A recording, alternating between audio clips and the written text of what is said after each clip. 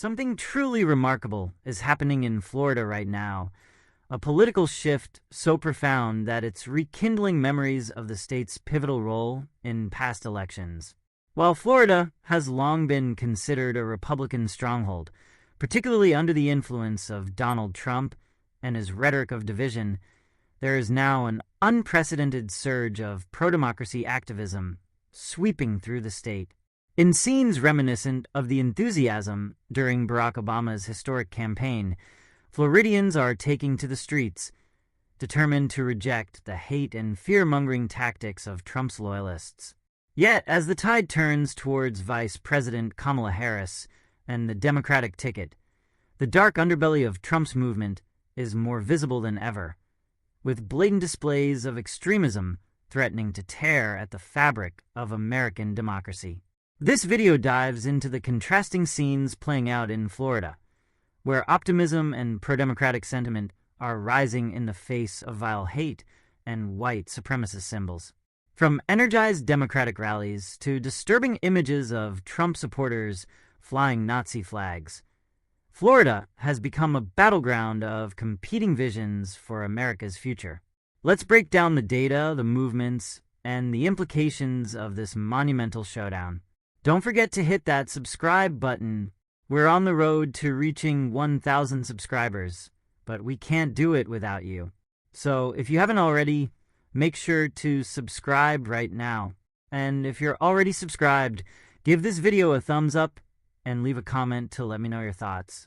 All right, let's dive right into it. A new wave of Democratic energy in Florida. Over the weekend, Florida witnessed a profound outpouring of support for the Democratic Party and Vice President Kamala Harris, signaling a shift that many political analysts did not expect. In St. Augustine, a historic town known for its rich past, the streets were flooded with supporters of Harris, waving banners and chanting, "We're not going back."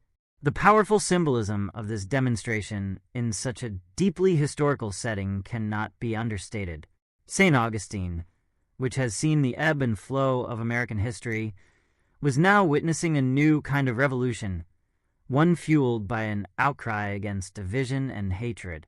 Videos from the march show a sea of people, their collective voices echoing through the narrow streets of the town as they voiced their rejection of Trump's toxic political agenda.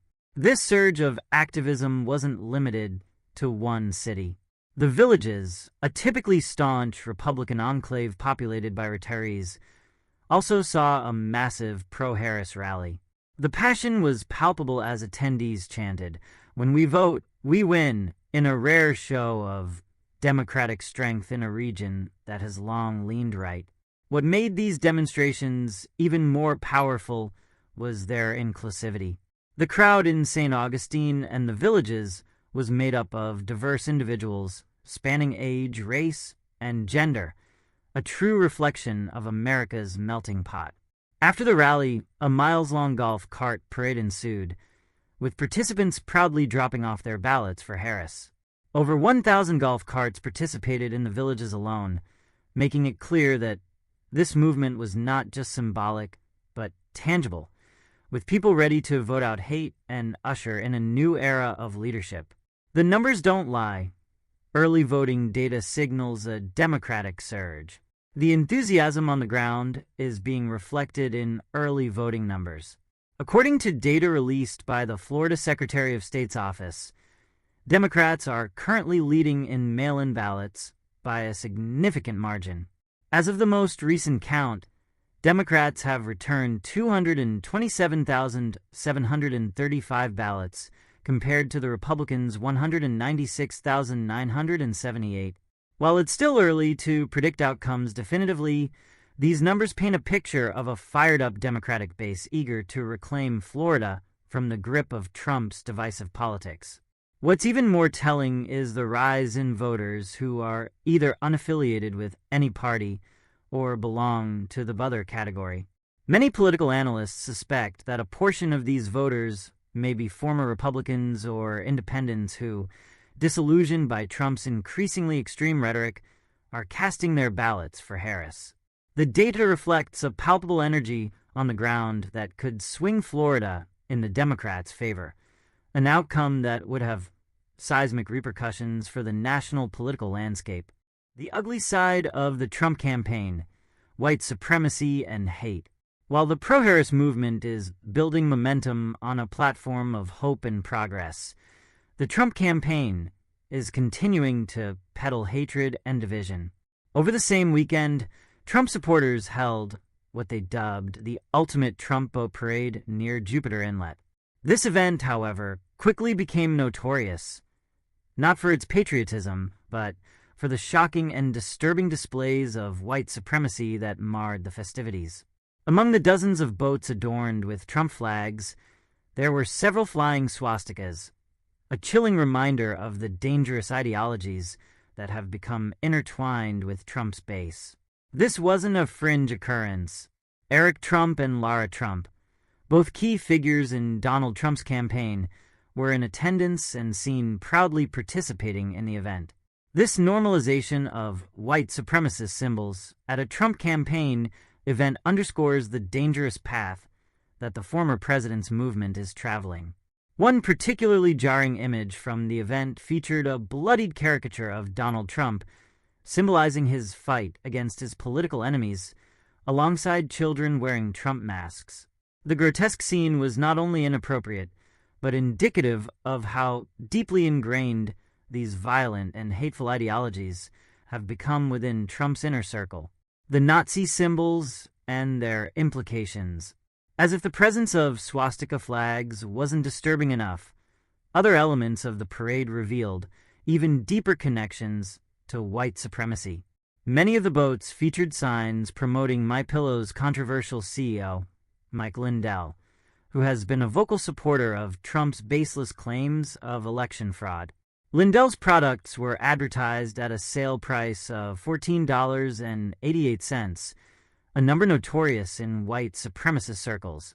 According to the Anti-Defamation League, ADL, 14 refers to the infamous 14-word slogan popular among white supremacists, while 88 represents Heil Hitler, with H being the 8th letter of the alphabet. This is no coincidence, but a deliberate nod to Nazi ideology. The mainstream media has largely failed to report on the increasingly overt displays of racism and white supremacy within Trump's campaign, but the evidence is clear. This isn't a matter of isolated incidents. The Trump movement has been co-opted by those who proudly espouse hate, and it's being encouraged by the former president himself. Trump's dangerous rhetoric, echoes of fascism. What's most alarming about the current state of Trump's campaign is not just the symbols, but the language being used by the former president. Over the course of this campaign, Trump has adopted language eerily reminiscent of Adolf Hitler's rhetoric during the rise of the Nazi Party in Germany. Phrases like communist vermin and enemy from within have become staples of Trump speeches, drawing direct parallels to the fascist language used to justify atrocities during the 20th century. In one of his posts from November 2023, Trump said, "We will root out the communists, Marxists, fascists, and radical left thugs that live like vermin within the confines of our country." This language mirrors Hitler's own use of the word vermin to describe Jews and other marginalized groups in his infamous book, Mein Kampf. Trump has also spoken about the need to purify the country, another disturbing echo of Nazi ideology. This rhetoric is not going unnoticed by those who study fascism and authoritarianism. Robert Jones, the founder of the Public Religion Research Institute, noted that Trump's language is not just Nazi-like statements. These are actual Nazi sentiments. General Mark Milley, the outgoing chairman of the Joint Chiefs of Staff, also sounded the alarm, saying, "Trump is fascist to the core. Florida's future, a battle between hope and hate." As Florida marches towards Election Day, the stark contrast between the Democratic and Republican campaigns becomes clearer. On one side, you have a movement built on inclusivity, optimism, and a desire to build a better future for all Americans. Vice President Harris is leading the charge, traveling across the state to rally support, with an ambitious schedule that includes stops in Pennsylvania, Michigan, and Wisconsin.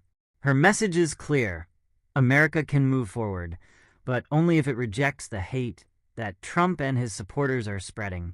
On the other side, you have a movement that is openly embracing white supremacy, fascism, and the politics of fear. Trump's rallies are becoming more disturbing with each passing day, and his rhetoric is pushing the boundaries of what is acceptable in a democratic society. The fact that swastikas are flying at Trump campaign events should send chills down the spine of every American who values democracy and freedom. Florida has become a battleground, not just for the future of American politics, but for the soul of the nation. The pro-democracy movement, led by figures like Vice President Kamala Harris, is surging ahead, buoyed by unprecedented enthusiasm and a growing rejection of Donald Trump's divisive politics. Yet, the dark shadow of hate looms large, as Trump's campaign continues to embrace and promote white supremacist symbols and rhetoric. This election is about more than just policy differences. It's about the very nature of American democracy, and whether the nation will stand against the forces of fascism that Trump has unleashed. Florida's revolt against Trump's hate offers hope, but the fight is far from over. As we look ahead to Election Day, one thing is clear: the stakes have never been higher. The future of America depends on the outcome of this fight, and Florida is at the center of it all.